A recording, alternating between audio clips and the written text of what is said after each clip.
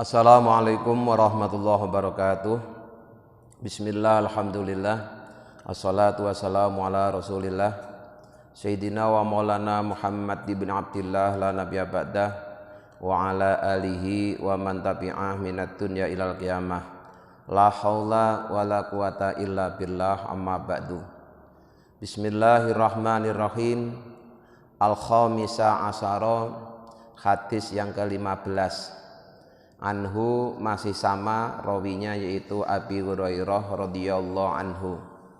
Qala, Abi Hurairah berkata, qala, telah bersabda sapa Rasulullah sallallahu alaihi wasallam, ala adullukum, maukah aku tunjukkan pada kalian, alama, atas satu amalan, yamhu, yang menghapus sapa Allah bihi, dengan amalan tadi, menghapus al-khotoya, kesalahan-kesalahan.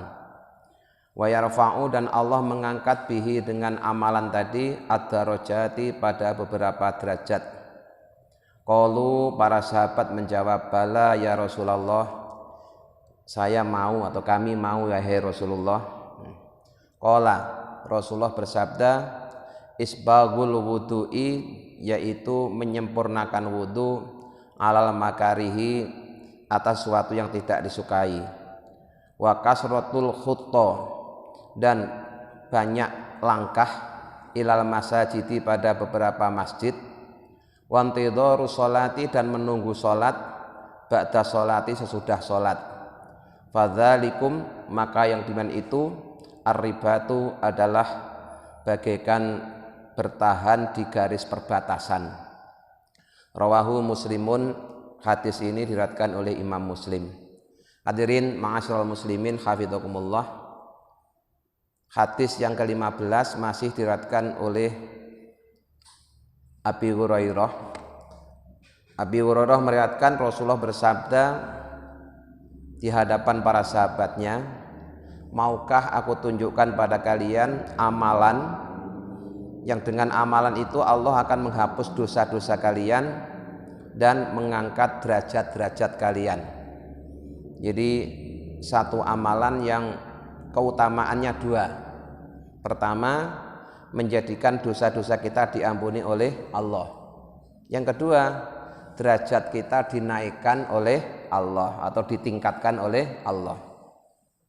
Qalu, para sahabat menjawab, bala ya Rasulullah, silahkan wahai Rasulullah, kami mau.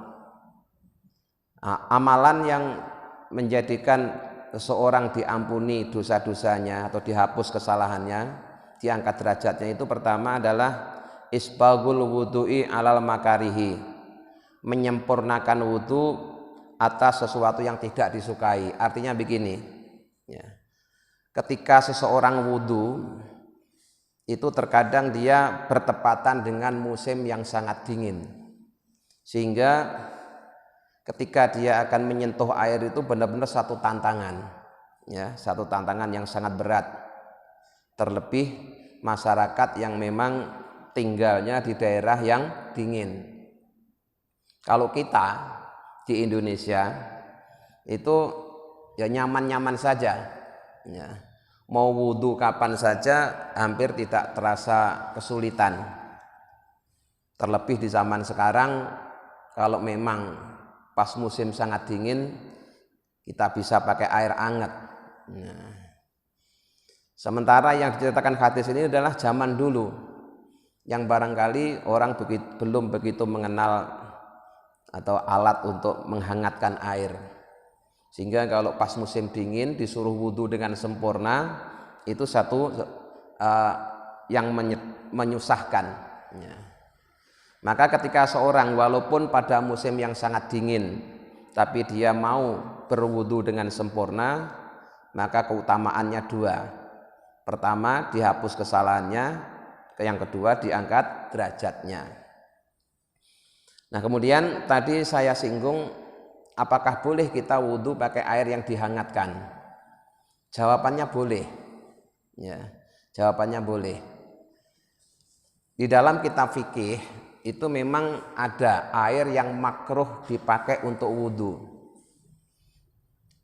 Air apa yang dipakai untuk wudhu hukumnya makruh itu adalah air yang ditaruh di sebuah logam, ditampung di sebuah logam, kemudian air itu terkena panas matahari, akhirnya timbul karat, ya, timbul karat. Nah, ketika air itu mengandung karat karena kena sinar matahari yang sangat panas, dalam kondisi seperti itu kalau dipakai wudhu atau mandi hukumnya makruh. Mengapa? Karena bisa merusak kulit. Tapi nanti kalau air itu sudah dingin sehingga karatnya itu, kadar karatnya itu sudah terpisah, atau paling tidak dia mengendap, itu menjadi tidak makruh. Jadi hukum makruh di situ berlaku ketika air yang dipakai untuk wudhu itu bisa merusak kulit. Ketika air itu tidak merusak kulit, maka hukumnya tidak makruh. Nah, pertanyaannya kayak sekarang alat-alat penghangat air di hotel-hotel itu kan tidak menimbulkan karat, tidak menimbulkan airnya menjadi merusak kulit kita. Maka yang dengan itu status hukumnya boleh dan tidak makruh. Ya. Jadi yang makruh tadi itu kalau gara-gara dipanaskan di sinar matahari, kemudian tempat untuk nampung air itu keluar kadar karatnya. Nah, itu kalau kena tubuh atau kulit kita jadi rusak. Maka dalam kondisi seperti itu makruh dipakai untuk wudhu atau mandi. Tapi kalau dipakai untuk nyuci, untuk ngepel itu tidak masalah. Nah, begitu juga ketika sudah dingin juga sudah tidak makruh. Nah, kemudian yang kedua, amalan yang bisa menghapus kesalahan-kesalahan dan mengangkat derajat adalah banyak melangkah menuju masjid. Makanya kemarin sudah saya sampaikan, sama-sama rajin ke masjid. Yang rumahnya jauh tentu pahalanya lebih banyak daripada yang rumahnya dekat. Kenapa? Karena yang jauh langkah kakinya juga lebih banyak. Itu ya. Makanya dulu ketika ada para sahabat ingin mendirikan rumah di sekitar masjid, oleh Rasulullah dilarang, ya, dilarang.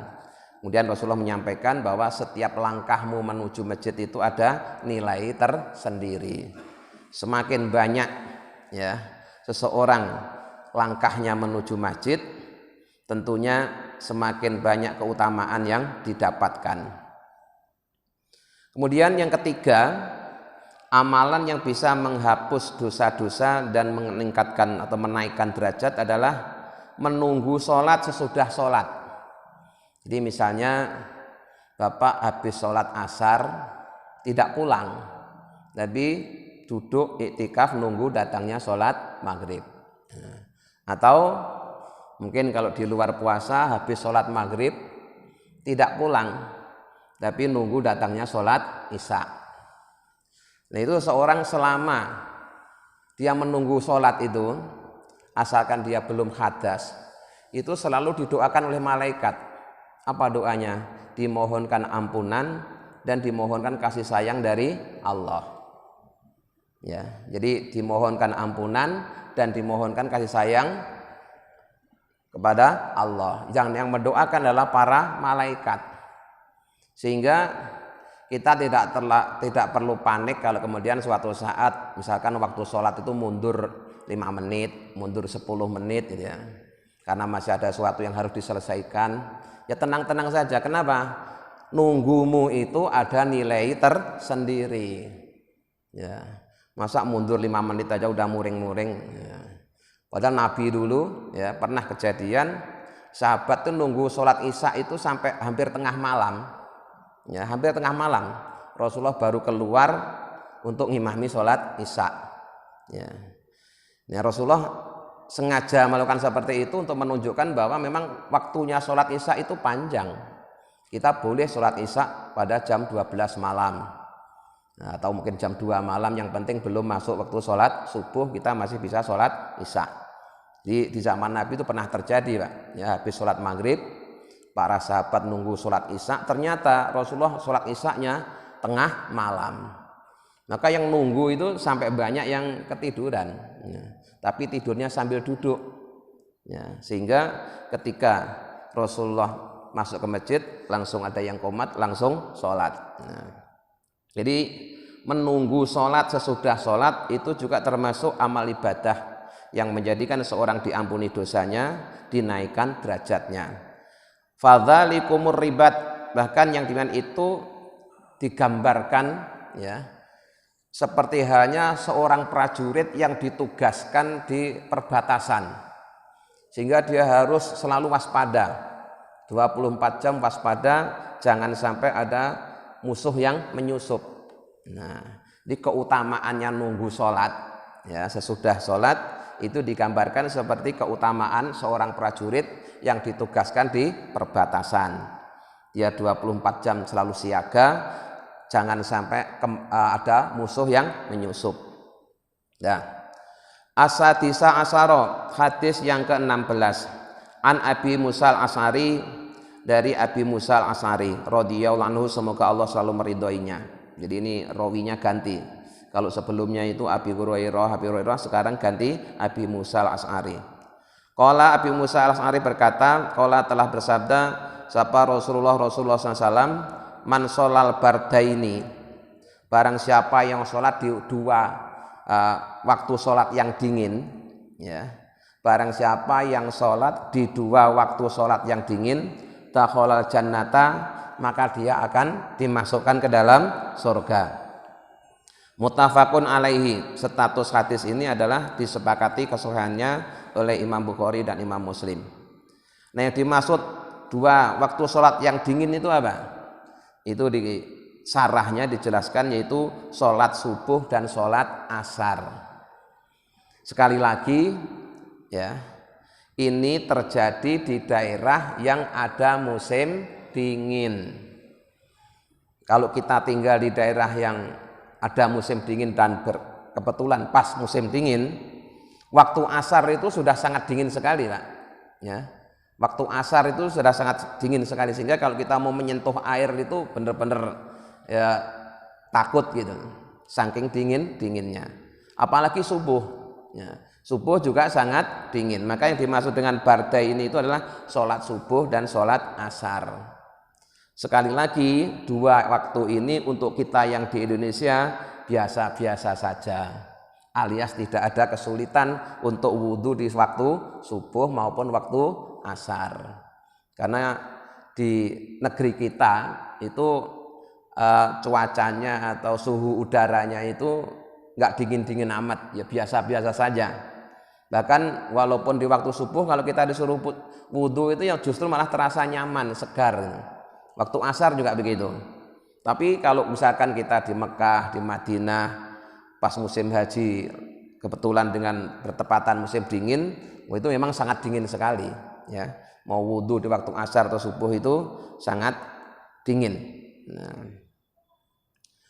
Satu lagi, As-Sabi' Asyara anhu, hadis yang ke-17 masih sama dari Abi Musa al-Asy'ari. Qala Abi Musa al-Asy'ari berkata, qala Rasulullah SAW, Rasulullah telah bersabda, idza maridon, ketika sakit sapalang abdu seorang hamba, au safaro atau pergi, kutiba maka ditulis lahu baginya misluma, sebagaimana apa karena yakmalu yang dia lakukan mukiman di saat tidak pergi, sohihan dalam keadaan sehat. Ini keutamaan seseorang yang istiqomah berbuat baik, Pak. Jadi misalkan Bapak punya kebiasaan, kalau tidak pergi, saya hari ini jam sekian ini ngaji, baca Quran. Terus suatu hari karena Bapak sedang pergi nggak bisa baca Quran, Bapak tetap dapat pahalanya baca Quran. Ketika kita sehat, punya kebiasaan sholat sunnah, tahajud misalnya. Terus suatu saat karena sakit Bapak tidak bisa tahajud, walaupun malam itu Bapak tidak tahajud, tetap ditulis dapat pahalanya tahajud. Kenapa? Seandainya dia sehat dia tahajud, seandainya dia tidak pergi dia baca Quran. Itu keutamaan istiqomah. Maka kita harus belajar istiqomah. Bismillahirrahmanirrahim. Asyhadu an la ilaha illallah, astaghfirullah, nas'alukal jannata wa na'udzubika minan nar. Allahumma innaka afuun tuhibbul afwa fa'fu anna ya karim. Assalamualaikum warahmatullahi wabarakatuh.